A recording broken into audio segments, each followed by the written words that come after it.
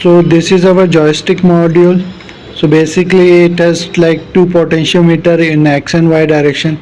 This is the ground and the purple is the VCC 3.3, and these two are the analog pins connected to pin 12 and 13.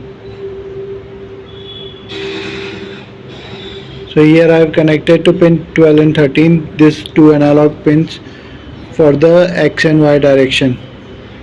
So when you rotate this joystick, like, it will move the internal potentiometer and the resistance value will change.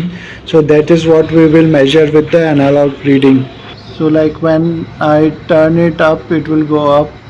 It turn it down, it will go down. Then left and then right,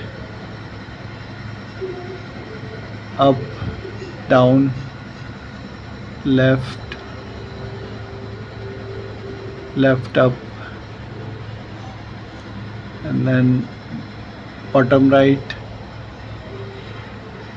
bottom center, bottom up. So like using this joystick you can control the movement of the fish. So here is our code, like we have set pin 12 and 13 to input. Then we are reading the analog values of both the pin 13 and 12 and storing them in variable x and y. Then we are mapping the values because analog values range from 0 to 4096.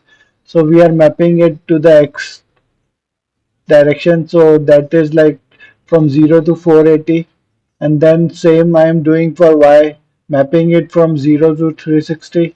And because like the center is here like 0 0, and this is minus 240, this is plus 240, so I am decreasing minus 240 and minus 180 and like setting the x and y correspondingly, and this is my map function.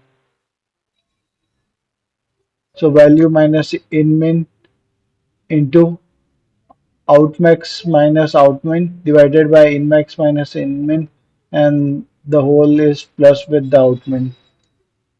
So this is our custom map function, and this is like our function to read the analog values from the pin 12 and 13 for the x and y potentiometer, and simply map it and set the sprite position according to the joystick values.